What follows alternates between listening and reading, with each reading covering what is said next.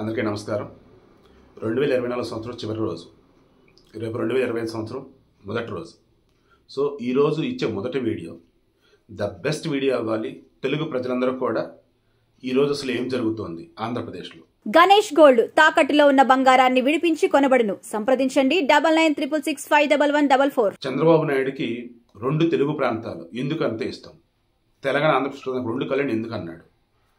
ఈరోజు తెలుగు తల్లికి జలహారతి అని చెప్పేసి ఒక ప్రోగ్రాం తీసుకొని ఆయన ముందుకు వెళ్తూ ఉన్నారు. అసలు అదేంటి ఎక్స్ప్లెయిన్ చేస్తారు.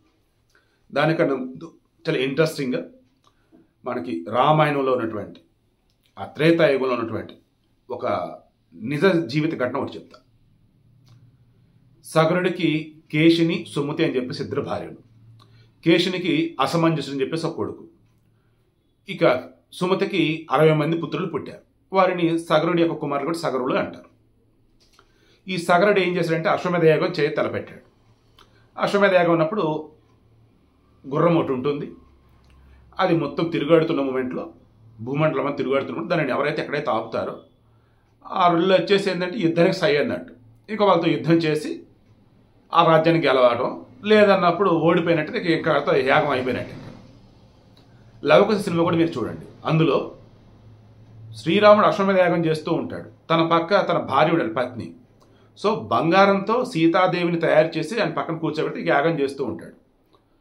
మొదట వచ్చేసేమో శత్రుఘ్నుడు, ఆ తర్వాత లక్ష్మణుడు వెళ్ళేసి ఆ గుర్రాన్ని వెనక్కి తెద్దాం అనుకుంటారు లవకుశులతో ఆపినప్పుడు. ఇక చివరికి అలాగదని మన శ్రీరాముడు వెళ్తాడు. ఇక ఆ సినిమా స్టోరీ మనకు తెలిసిందే. సో ఇలా వీళ్ళ యొక్క గుర్రం భూమండలం అంతా తిరుగుతూ పోతుంది, ఎక్కడ ఎవరు ఆపట్ల. ఇంద్రుడు ఏం చేశాడంటే కుట్రపూరితంగా ఆ యాగం భగ్నం చేయాలని ఈ గుర్రాన్ని తీసుకెళ్లి పాతాళ లోకంలో కపిల మహర్షి తపస్సు చేసుకుంటూ ఉంటాడు.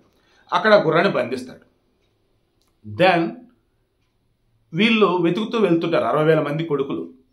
ఎక్కడ కనపడదు. చివరికి పాతాళ లోకంలో కపిల మహర్షి దగ్గర కనపడింది. సో ఇతను పట్టుకొచ్చాడు అని చెప్పేసి ఆ తపస్సు ఉన్నటువంటి కపిల మహర్షిని డిస్టర్బ్ చేయాలని ఆ శబ్దాలు ఎలా అంటే చాలా బొంగురు శబ్దాలు అన్నట్టు, బురుగురు శబ్దాలు అంటే డిఫరెంట్ ఫార్మాట్. మర్మరింగ్స్ అంటారే, గుసగుసలాడుతున్నట్టు చాలా చిరాకు వచ్చేలాగా, లైక్ కావేలు. కపిల మహర్షికి కోపం వచ్చేసింది, కళ్ళు తెరవు కానీ ఇక వాళ్ళందరినీ భస్మం చేసేస్తాడు.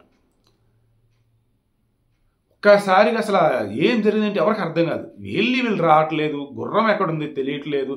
ఇక అర్థం కాని మూమెంట్లో భూలోకం అంతా కూడా గాలిస్తాడు ఈ సగరుడు, తర్వాత తన కొడుకు అయినటువంటి ఈ అసమంజసుడు. ఎంత వెతికినా ఎక్కడ కూడా వీళ్ళు ఆట తెలియట్లేదు. ఇక భూమి మీద ఏం చేస్తారంటే సొరంగాల్లాగా తవ్వుతూ ఉంటారు. అలా భూదేవి అల్లల్లాడిపోతుంది. ఇంటర్వ్యూ ఈ రకం తవ్వుతున్నారు. చివరికి వాళ్ళు ఎక్కడున్నారేంటో కనుక్కుంటారు. దెన్ మరి ఆ బూడిదిగా మారినటువంటి వాళ్ళు మరలా నార్మల్గా అవ్వాలంటే అలా నార్మల్గా కావలేరు. బట్ పై లోకాలకి అన్నప్పుడు సద్గతులు కలుతురా బాబు అన్నట్టుగా కపిల మహర్షి ఏం చెప్తాడంటే, దివిన ఉన్నటువంటి గంగని భూలోకానికి తీసుకురండి నాయన. ఆ భూలోకానికి వచ్చిన గంగ ఈ బూడిది మీద గనక వెళ్ళినట్టయితే ఈ సగర కుమారులందరూ కూడా పుణ్యలోకాలు ప్రాప్తిస్తాయని చెప్తారు. దివిలోకంలో అంటే దేవలోకంలో ఉన్నటువంటి గంగని భూమి మీదకి ఎలా తేవాలన్నప్పుడు తపస్సే. దెన్ సగరుడు చేస్తాడు, నో రిజల్ట్. దెన్ ఆయన కొడుకు అసమంజసుడు చేస్తాడు, నో రిజల్ట్. ఈ అసమంజసుడు కొడుకు అశుమంతుడు, ఆయన చేస్తాడు, నో రిజల్ట్. ఈ అశుమంతుడి కొడుకు దిలీపుడు, ఆయన చేస్తాడు, నో రిజల్ట్. ఇక ఆ తర్వాత వచ్చిన వాడే భగీరథుడు తపస్సు చేస్తాడు గంగాదేవికి. గంగాదేవి ఓకే నేను వస్తాను, నేను మరి దివి నుంచి భూలోకానికి దిగితే భూమి బద్దలైపోతుందిరా బాబు, నా యొక్క వేగానికి కావచ్చు ఆ ఉరవడికి కావచ్చు తట్టుకోలేదు భూమి అంటాడు. మరి ఎలా ఏంటంటే ఇంకెవరు ఉన్నారు, ముల్లోకాలను కూడా తన జటాజూటంలో బంధించగలటువంటి ఒక శివుడే అని చెప్పేసి అంటే మరల శివుడి కోసం కొన్ని వేల సంవత్సరాలు మరలా తపస్సు చేస్తాడు. దెన్ శివుడు ఓకే అంటాడు. ఈలోపు గంగాదేవి ఏం చేస్తుంది, మామూలుగా మన తెలుగులో కవులు వర్ణిస్తూ ఉంటారు కదా, ఆడవారికి హొయ్యలు ఎక్కువ, ఆడవారికి అహంకారం ఎక్కువ, పొగరెక్కువ అన్నట్టు. ఆ రకంగా గంగాదేవి హడావుడి చేసింది. ఇక శివుడు ఏం చేస్తాడంటే అవునా అని చెప్పేసి తన జటాజూటంలో పైన బంధించి ఒక్క బొట్టు కూడా నేలకు రాకుండా చేస్తాడు. నేను ఏదైనా సరే చేయాలన్నటువంటి విర్రవీగుతున్నటువంటి గంగని బంధించేస్తాడు. మరలా భగీరథుడు మరలా తపస్సు, మహానుభావ ఆ గంగ కోసమే కదా ఈ రకం తపస్సు, ఆమె అహంకారాన్ని అణచుబడే నువ్వు అలా బంధించేస్తే ఇక్కడ భూలోకంలో ఇంకెలాగని అంటే ఇక అప్పుడు ప్రసన్నుడై గంగాదేవి అహంకారం వీగిపోయిందని తెలిసి నెమ్మదిగా తన జటాజోటు నుంచి ఒక చిన్న పాయగా భూలోకానికి వదిలిపెడతాడు. భూలోకంలో వచ్చింది. దెన్ ఇంకా అప్పుడు చెప్పింది, ఇదిగో నువ్వు వెళ్తుండు, నీ వెనకాల నేను వస్తాను, నువ్వుగా వెనక్కి తిరిగి చూడబాకని చెప్తుంది. అలాగే భగీరథుడు వెళ్తూ ఉంటాడు. ఇలా వెళ్తున్న మొంట్లో గంగాదేవి ఏం చేస్తుంది, జాహ్న ముని అని చెప్పేసి ఒక మునీశ్వరుడు తపస్సు చేసుకున్న మూమెంట్లో ఆయన ఆశ్రమాన్ని ఆయన మొత్తాన్ని కూడా ముంచేసింది ఈ గంగ. ఇక జాహ్న ముని ఏం చేస్తాడు, ఒక్కసారి గంగను మొత్తం కూడా మింగేస్తాడు. ఏంటి వెనకాల ఏమి రావటం చూస్తే ఏమిలా వెతుకుంటూ మరలా వెళ్తే జాహ్న ముని మహానుభావ అని చెప్పేసి ఆయన అడిగితే జరిగింది మొత్తం తెలుసుకొని ఇక ప్రాధేయపడతాడు. జాహ్న ముని ఎలాకాలో ఒప్పేస్తాయి. ఇక అప్పుడు తన కడుపులోకి వెళ్ళిపోయింది ఓ రకంగా బిడ్డ. ఇక ఆ బిడ్డని ఆయన మగాయన కాబట్టి చెవి ద్వారా బయటకు వదులుతాడు, కుడి చెవి ద్వారా. అప్పటి నుంచి ఈమెని జాహ్నవి అంటారు గంగని. సో జాహ్నముని చెవి నుంచి బయటకు వచ్చింది. అలా వచ్చిన తర్వాత ఇక అప్పటి నుంచి కొంచెం కుదురుగా పద్ధతిగా వెళ్తూ వెళ్తూ చివరికి పాతాళ లోకంలో ఉన్నటువంటి వీరిని అండ్ సగరులు వచ్చేసి వాళ్ళకి పుణ్యలోకాలు ప్రాప్తించేలా చేస్తుంది. ఇక ఆ తర్వాత ఎక్కడైతే మొత్తం వీళ్ళు కొన్ని లక్షల కోట్ల దాదాపు సొరంగాల్లాగా తవ్వి ఉన్నారు పైన గుంతల్లాగా, ఇక అవన్నీ కూడా నీటితో కబ్బడి సాగరం అయిపోయింది. సో అది సముద్రం. గంగాదేవి దివి నుంచి భూమికి వచ్చేసింది. సగరులకు వచ్చేసి 60,000 మందికి వచ్చి సద్గతులు కలిగి ఉన్నాయి. ఇది భగీరథుడు చేసింది. ఇప్పుడు చంద్రబాబు నాయుడు అనబడే వ్యక్తి పోలవరం అనే ఒక మహత్తరమైనటువంటి ప్రాజెక్ట్ ఆన్ యావరేజ్గా తీస్తే మన స్వతంత్రం వచ్చిన కాంచి ఇప్పటి వరకు పర్ ఇయర్ 3,000 టీఎంసీలకు పైగా గోదావరి నదీ జలాలు సముద్రంలో కలుస్తోంది. అందులో 10% హార్డ్లీ 300 టీఎంసీలు కనుక బొల్లాపల్లి రిజర్వాయర్కి కొంత, అక్కడి నుంచి వెలుగొండ ప్రాజెక్టు కొంత, అక్కడి నుంచేసి బనగచెర్ల హెడ్ రెగ్యులేటర్కి కొంతగా తీసుకెళ్ళగలిగితే మరలా అక్కడి నుంచి హంద్రీనివా గాలేరు, తర్వాత గాలేరు సుజల స్రవంతి, తర్వాత హంద్రీనివా, ఈ మధ్యలో వచ్చేసి మరలా శ్రీశైలం రైట్ కెనాల్ అన్నప్పుడు తెలుగు తల్లి ప్రాజెక్టు. ఇవన్నీ కనుక ఫుల్ఫిల్ చేయగలిగితే తడవనటువంటి ఒక ఎకరం ఉండదు. అంటే మొత్తం అన్ని ఎకరాలకి నీళ్ళు వచ్చేస్తాయి. ప్రతి గొంతు ఆ నీటిని తాగుతుంది. దట్ మీన్స్ తాగునీటికి సమస్య ఉండదు, సాగునీటికి సమస్య ఉండదు. సింపుల్గా ఎక్స్ప్లెయిన్ చేసి నేను క్లోజ్ చేస్తాను చూడండి. పోలవరం రైట్ కెనాల్ ద్వారా ఆల్రెడీ పట్టిసీమ ప్రాజెక్టు త్రూ మనకి ప్రకాశం బ్యారేజ్ ఎగువన వచ్చేసి కలిసింది.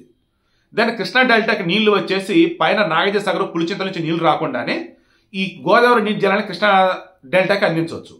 నెక్స్ట్ పైన వచ్చేసి నాగార్జున సాగర్ కుడి కాలువ నుంచి వెళ్ళే జలాలు ఉన్నాయి కదా, దెన్ అవి మరి రాజస్థాన్ నుంచి వదలాలి కదా. అందుకని ఏం చేయాలి, ఆ నాగార్జున సాగర్ కుడి కాలువ అన్నప్పుడు ఈ టెంపుల్ అమరావతి నార్మల్ అమరావతికి మధ్యలో వైకుంఠపురం అని ఉంటుంది.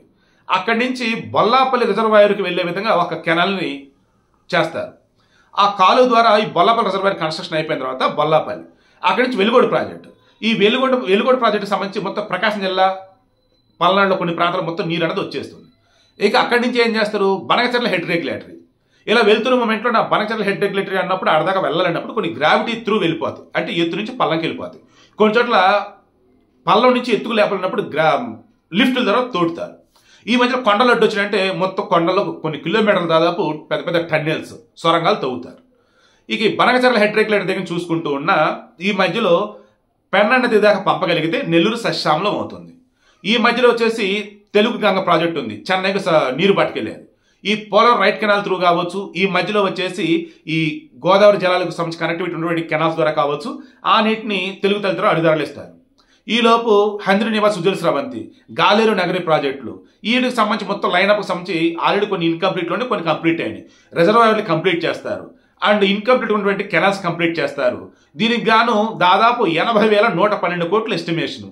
ఇది వచ్చేసి ఒక రకంగా state and central hybrid project అన్నట్టు. మొత్తం డీపర్ రెడీ చేశారు. 2-3 రోజుల్లో కేంద్రానికి సబ్మిట్ చేస్తారు. అందులో కేంద్రం మాట ఎంత, రాష్ట్రం మాట ఎంత అనేది తెలిసిన తర్వాత ఇక టెండర్లు పిలుస్తారు.